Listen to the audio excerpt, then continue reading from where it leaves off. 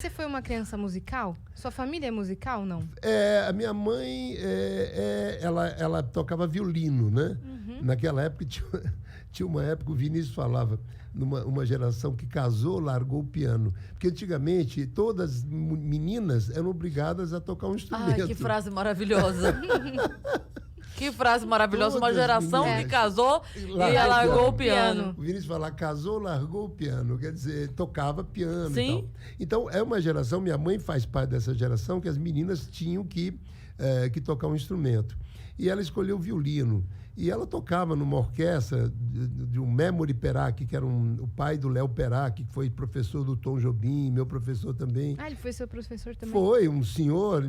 Eu estudei uma época orquestração e ele foi meu professor. E por coincidência, ele foi antes professor do Tom Jobim e de outros artistas e tal. Bom, enfim.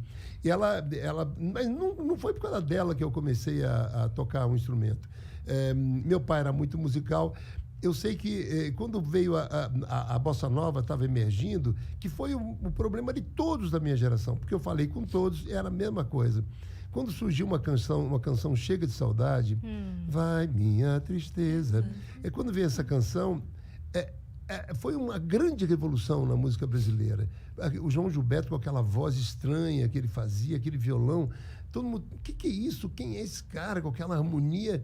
Olha, você pergunta ao Gilberto Gil, ele vai falar a mesma coisa. O Caetano Veloso, a mesma coisa. O Chico, a mesma coisa. Paulinho, todos têm a mesma história. Quando eu ouvi essa música, nós acordamos, a nossa semente foi realmente João Gilberto. Esse homem, que nem o Caetano fala, com tão pouco, ele transformou tanto, né? Com aquela vozinha, aquela coisa. Vocês beberam da fonte. Ele foi o grande transformador da música brasileira. Ele era mal-humorado mesmo? Mais que isso. Né? Ele não dá para conviver com o João Gilberto, muito pouco. Ele era uma pessoa estranha, uma pessoa que só fazia o que queria. Quer dizer, eu acho que isso pode ser egoísmo? Pode ser, né? Ou autopreservação, não sei. Pode ser. Ele era uma pessoa, era um ditador, né? Porque ele só fazia o que queria mesmo. Ranzinza, assim? Ranzinza, eu convivi pouco com ele, mas ele era muito estranho, ele não deixava as pessoas entrarem no mundo dele. Ele vivia de um jeito, janelas fechadas, ele não sabia que horas era, ele vivia, comia quando dava fome, era uma coisa muito aleatória, assim. Então, e tinha manias, assim, incríveis. Ele ia de madrugada, para você ter uma ideia. Bom, se te contar a história de João Gilberto, você precisava fazer 3 programas. A gente faz. Conta Pode uma. marcar, dando uma vez por mês, a gente veio o Toquinho pra O contar. Toquinho com as histórias. Vou te contar só um negócio para você ter uma ideia. Conta, Vai. conta. Isso a última mulher do Vinícius me contou, que é muito amiga minha. Ela foi numa churrascaria, estava jantar, quando ela estava saindo, depois com um grupo e tal, ela ouviu uma voz assim num carro, Gilda, Gilda. Ela falou, quem que está chamando? Ela viu um carro, um sujeito abaixado assim. Ela foi lá, era o João.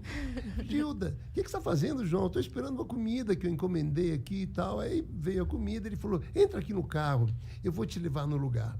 Aí eles estavam lá na Gávea, no Rio de Janeiro. Aí ele entrou com ela, foi andando, pegou a Niemeyer, começou a ir para a Barra da Tijuca. Aí, onde é que você vai, João? Não, é um lugar aqui perto. Foi para Pedra de Guaratiba, que era já estrada, já sem luz. Aí chegou num lugar que tinha uma banquinha assim, fechada.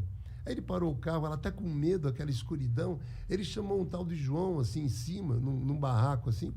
Aí vem um negro, assim, forte, e falou...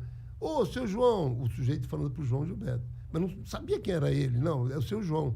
Aí ele falou, eu vou descer aí. E a Gilda junto com o João Gilberto. Escuta bem. Aí esse sujeito desce, abre uma banca de coco, de coisa assim, e ali na estrada, aí o João tirou o violão e começou a cantar para ele coisas antigas. E ele não sabia quem era João Gilberto. Ele sabia que esse tal de João ia sempre lá para tocar para ele.